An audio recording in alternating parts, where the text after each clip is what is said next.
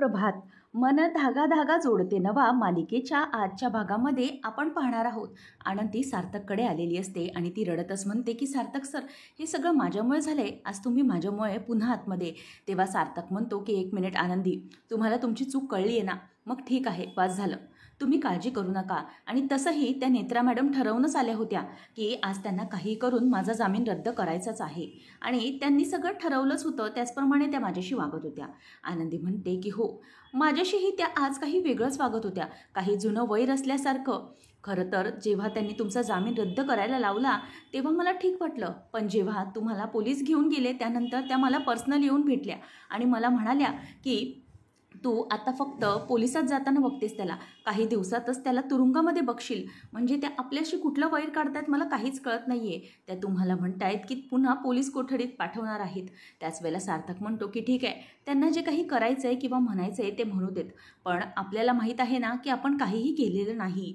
आणि दुसरी गोष्ट म्हणजे आत्ताशी जामीन रद्द झालेला आहे, खरा कोर्टचा निकाल तर अजून लागलेला नाही, म्हणूनच घाबरण्याची काहीही गरज नाही आहे आपल्याला.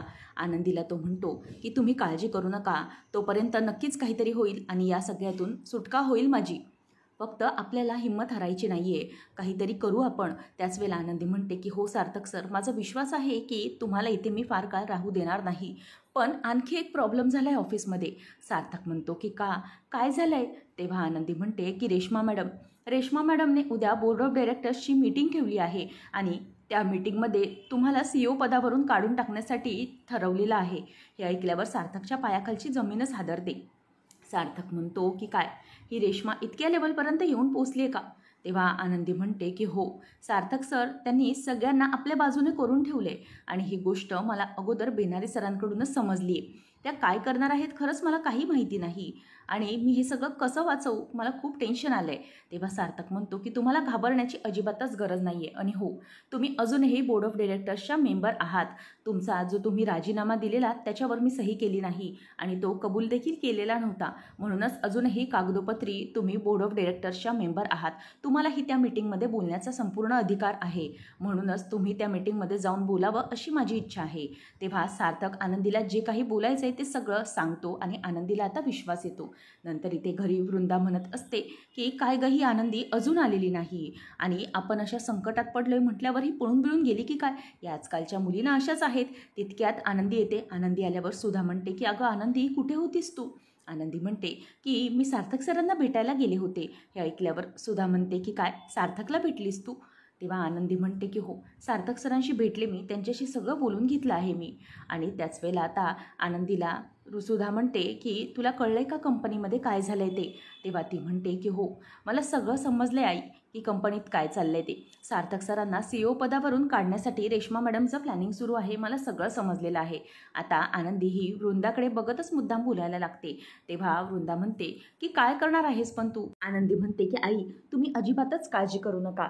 सार्थक सरांना मी काहीही करून सोडवणारच आहे. त्याचप्रमाणे सार्थक सरांची खुर्ची आणि पद दोन्हीही मी जाऊ देणार नाही, असं ती एकदम विश्वासाने सांगते. तेव्हा वृंदा तिच्याकडे बघतच राहते. आता हे ऐकून अरविंद आणि सुधा यांना बरं वाटलेलं असतं. त्यानंतर वृंदा म्हणते की अगं आनंदी, झालेत तेवढे प्रॉब्लेम पुरे नाहीत का, जे तू आणखीनच वाढवत आहेत? उद्या ऑफिसमध्ये जाऊन तू असं काय करणार आहेस? अगं बाई, तुला माहिती नाही आहे, त्या रेश्माच्या ऑफिसमध्ये अशी मुरलेली आणि हुशार अशी तिची माणसं आहेत. ते काय करतील ना याचा पत्ता नाही. म्हणूनच तू बाबा जरा जपून राहा आणि आणखीनच कशात काही प्रॉब्लेम वाढवू नकोस, असं वृंदा आता तिला सांगत असते. मात्र वृंदाच्या बोलण्याला न जुमानता आनंदी म्हणते की आई, तुम्ही काळजी करू नका. उद्याच्या बोर्ड ऑफ डायरेक्टर्सच्या मेंबरच्या मीटिंगमध्ये मी जाणार आहे आणि त्यावेळेला त्या मीटिंगमध्ये जाऊन जे मी काही बोलणार आहे ते उद्या सगळ्यांना समजेलच. पण मी आता इतकंच सांगू इच्छिते की सार्थक सरांचे पद आताही आनंदी राखणार आहे आणि काही झालं तरी सार्थक सरांच्या हातून मी काहीही नेसटू देणार नाही. आणि हे ऐकल्यानंतर अरविंदच्या चेहऱ्यावर एक वेगळं समाधान येतं. त्यांना खूप बरं वाटतं. आनंदी म्हणते की आई, तुम्ही आता माझ्यावर फक्त विश्वास ठेवा आणि कसलीही काळजी करू नका. सार्थक सरांसाठी जो निर्णय घ्यायचा आहे तो मी घेईनच उद्या.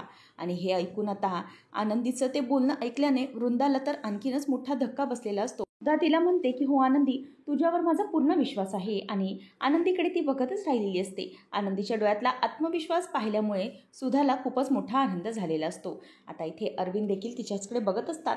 आनंदी म्हणते की मी येते, काळजी करू नका. त्याच वेळेला इथे वृंदा विचार करते की हिच्या डोक्यात नेमकं काय चाललंय. मला हे सगळं रेश्माच्या कानावर घातलं पाहिजे, नाहीतर ती तिकडे जाऊन गोंधळ करेल. रेश्मा आता अंशुमनला जिथे ठेवलेलं असतं तिथे त्याला भेटण्यासाठी येते आणि अंशुमनला आवाज देत असते. तितक्यातच अंशुमन म्हणतो की काय मॅडम, तुम्ही आता इथे कशाला आला आहात. तेव्हा ती म्हणते की एक मोठं काम आहे ते करायचं आहे, उद्या आनंदी ऑफिसमध्ये येणार आहे. तेव्हा तो म्हणतो की मग येऊ दे ना तिला ऑफिसमध्ये, काय झालं त्याच्यामध्ये. तेव्हा ती म्हणते की अरे उद्या बोर्ड ऑफ डायरेक्टर्सची मीटिंग आहे, मी उद्या सगळ्यांना मीटिंगला बोलवलं आहे, सार्थकला पूर्णपणे कामावरून काढून टाकण्यासाठी त्याचं CEO पद मी घेणार आहे म्हणून. तेव्हा अंशुमन म्हणतो की मग येऊ देत तिला, ती तिथे काय येऊन करणार आहे, तसंही तिच्यात काय धमक आहे मला माहिती आहे. तेव्हा रेश्मा म्हणते की असं नाही, उद्या तिकडे येऊन ती नक्कीच काही ना काहीतरी करण्याचा प्रयत्न करणार, ती नक्कीच काहीतरी प्रॉब्लेम क्रिएट करणार, म्हणूनच ती उद्या तिथे ऑफिसपर्यंत पोहोचूच नाही असं काहीतरी तुम्हाला करायचं आहे. तेव्हा आता तो म्हणतो की ठीक आहे, असं काहीतरी करायचं आहे मग चालेल, आनंदी उद्या ऑफिसमध्ये पोचलीच नाही पाहिजे असं मी काहीतरी करेन. तेव्हा ती म्हणते की हो, तिला असा काही मोठा धक्का द्यायचा आहे ना आत्तापर्यंतचा सर्वात जास्त मोठा, जेणेकरून ती ऑफिसमध्ये पोहोचलीच नाही पाहिजे आणि लोकांनी तिला वेडं ठरवलं पाहिजे. तिथे येऊन ती जरी काही बोलली तरी तिला सगळ्यांनी वेडच ठरवलं पाहिजे असं आता रेश्मा ही अंशुमनला म्हणते आणि अंशुमनही त्या गोष्टीसाठी तयार होतो. त्यानंतर आपल्याला पाहायला मिळतं आनंदी हॉलमध्ये रात्रीची झोपलेली असते. अचानकच तिच्या अंगावर एक हात येतो, ती घाबरते आणि बाजूला बघते, उठून बसते तर तिथे अंशुमन असतो. अंशुमनला पाहिल्यावर आनंदी म्हणते की तू तू इथे काय करतोयस.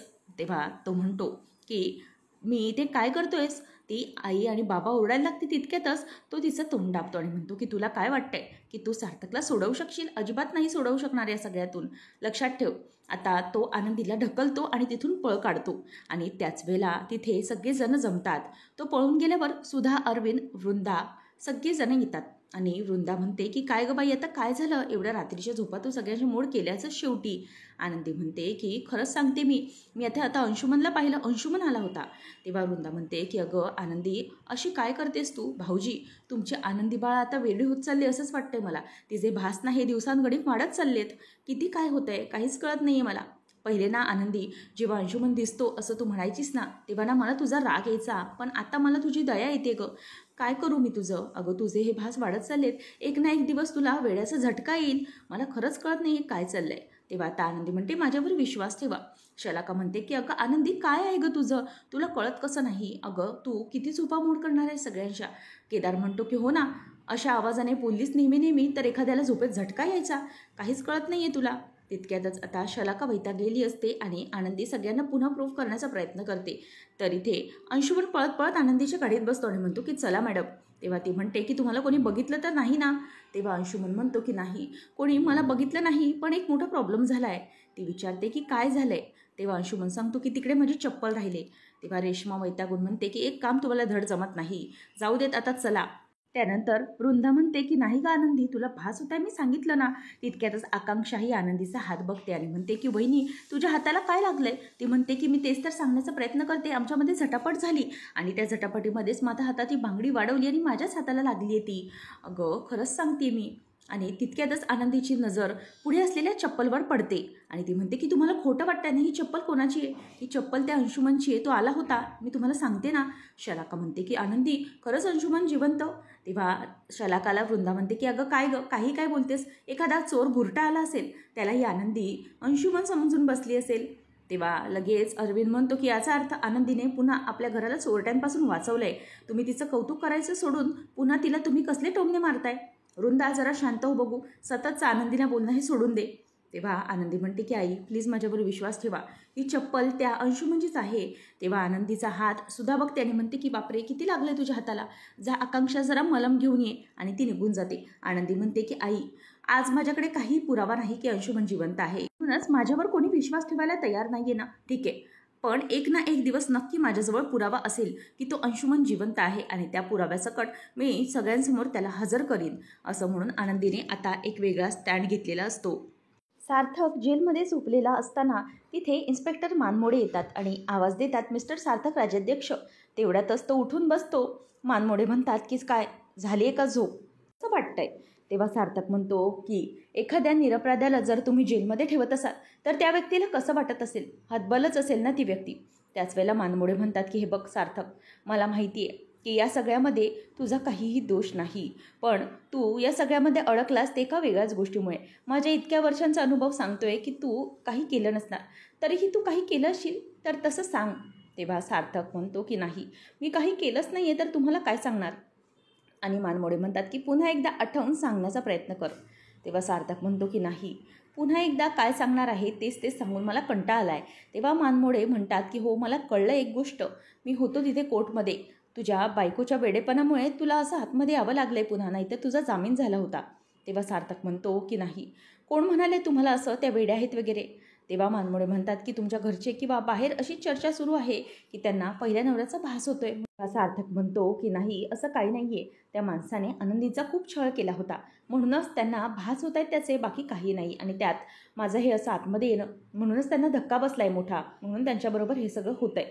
तेव्हा आता मानमोडे म्हणतो की बरं ठीक आहे, तू चहा पिऊन घे, तुझ्या बायकोबद्दल बोललो आहे म्हणून तुला वाईट वाटलं आहे ना.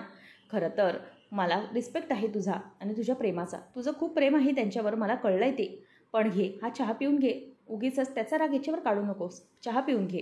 सार्थक चहा प्यायला जातो तेवढ्यातच मानमोडे पुन्हा विषय काढतात. ते म्हणतात की बरं, आता चहा प्यायच्या वेळेला मला खरं खरं काय ते सांगून टाक की तू काय केलं आहेस, आणि जर नशील केलं तर मग कसं काय, कोणी केलं आहे, दुसरं कोणी केलं आहे, हे सगळं सांग. तेव्हा आता मानमोडेंना तो म्हणतो की नाही, मी काहीही केलेलं नाही, मी निर्दोष आहे, कसं सांगू तुम्हाला, आणि दुसरंही कोणाचं काही मला माहिती नाही. तेव्हा मानमोडे उठून बसतात आणि म्हणतात की हे बघ, तुला पोलीस रिमांडमध्ये ठेवलं आहे, कस्टडीमध्ये, बरोबर. पोलीस आपल्या पद्धतीने हे सत्य उगाळून घेत असतात, पण तुझ्या बाबतीत मी तसं नाही केलं, कारण माझ्या इतक्या वर्षांचा अनुभव आहे की कोणाशी कसं वागायचं. सार्थक म्हणतो की साहेब, तुम्ही मारलं तरी सत्य बदलणार आहे का, सत्य हेच आहे की मी काही केलेलं नाही. तेव्हा मानमोडे म्हणतात की हे बघ, मानमोडे जसं चहा पाचतो तसं चहा काढतो देखील, लवकर सांग. तेव्हा जास्तीत जास्त लवकर सांगशील तेवढा लवकर सुटशील, नाही तर तुझे प्रॉब्लेम आहेत. तेव्हा तो म्हणतो की काय होणार आहे जास्तीत जास्त, जन्मठेप, फाशीची शिक्षा, असं म्हणून तो त्यांच्याकडे बघत राहतो. आनंदी ऑफिसला निघालेली असताना वृंदा आणि शलाका येऊन मध्ये तिची अडवणूक करत म्हणतात की अजिबात जायची काही गरज नाही. शलाका म्हणते की रेश्मा आणि केदार आहेत तिकडे, ते काय ते सांभाळून घेतील, तुला तिथे मध्ये तोंड घालण्याची काहीच गरज नाही आहे. तेव्हा आनंदी म्हणते की मी जाणार आहे तिकडे, माझं ठरलेलं आहे आणि सार्थक सरांनी मला जायला सांगितलं आहे. तितक्यातच शलाका आणि वृंदा अडवत असताना अरविंद येतो. अरविंद त्या दोघींना थांबवतो आणि वृंदा म्हणते की बघा ना भाऊजी, की ऑफिसमध्ये जाण्याचं म्हणते. तेव्हा आता अरविंद म्हणतात की ठीकच आहे ना, जाऊ देत तिला ऑफिसमध्ये. हे बघ आनंदी बाळा, अजूनही बोर्ड ऑफ डायरेक्टरचे अधिकार तुझ्याकडे आहेत आणि तुला मी त्या दिवशी ते बहाल केले होते, म्हणूनच तुला आता जायचं तरी काहीच प्रॉब्लेम नाही. आनंदी खुश होते आणि अरविंद म्हणतात की आनंदीला जायचे तर जाऊ दे, यावेळेला मी तिला अजिबात अडवणार नाही. आणि सुद्धा ज्यावेळेला मी कंपनीत काम करत नव्हतो, माझी मनस्थिती ठीक नव्हती, तेव्हा तूच तर सगळं सांभाळलं होतंस, तसंच आनंदी सांभाळेल. तेव्हा सुद्धा म्हणते की अहो, पण तिच्या बिचारीच्या मागे किती प्रॉब्लेम असतात, पोलिसांमध्ये जायचं असतं, केसचं बघायचं, पुन्हा ते ऑफिसचं किती करेल ती. तेव्हा आता अरविंद म्हणतो की नाही, जाऊ दे तिला, आपण काही अडवायचं नाही. सुद्धा म्हणते की माझा काहीच प्रॉब्लेम नाही आहे, उलटा आनंदी ऑफिसला गेले तर मला चांगलंच वाटेल आणि मला अभिमानच वाटेल तिच्याबद्दल. वृंदा म्हणते की पण भाऊजी, परत तिथे ती मीटिंगमध्ये जाऊन काहीतरी बडबडली, मला अंशुमन दिसतो वगैरे असं काहीतरी बोलली तर सगळ्यांमध्ये आपलं हसू व्हायचं ऑफिसमध्ये पण.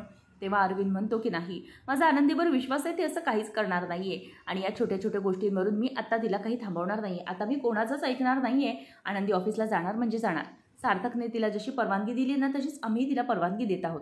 हे ऐकून आनंदी खुश होते. आनंदी दोघांचेही आशीर्वाद घेते, दोघी तिला यशस्वी भव असा आशीर्वाद देतात. अरविंद म्हणतात की जा बाळा आनंदी, जा, तू तुझं काम पूर्ण कर. आता आनंदी दोघांचे आशीर्वाद घेऊन पुढे निघालेली असते आणि तिच्यामध्ये एक वेगळाच कॉन्फिडंट आता आलेला असतो. पुढच्या भागामध्ये आपल्याला पाहायला मिळणार आहे की रेश्माने सगळ्या बोर्ड मिटिंगला बोलवलेलं असतं आणि ती म्हणत असते की काय आहे ना मिस्टर सार्थक राज्याध्यक्ष, आपल्या कंपनीचे CEO हे सध्या जेलमध्ये आहेत आणि त्यांच्या अपरोक्ष कोणीतरी निर्णय घेणारं हवं आहे, त्यांच्यामुळे निर्णय थांबायला नको, याच्यासाठी CEO पदासाठी मी स्वतःला नेमणूक करण्याचं ठरवलेलं आहे, म्हणूनच मी CEO पदावर उभं राहण्याचं म्हणत आहे.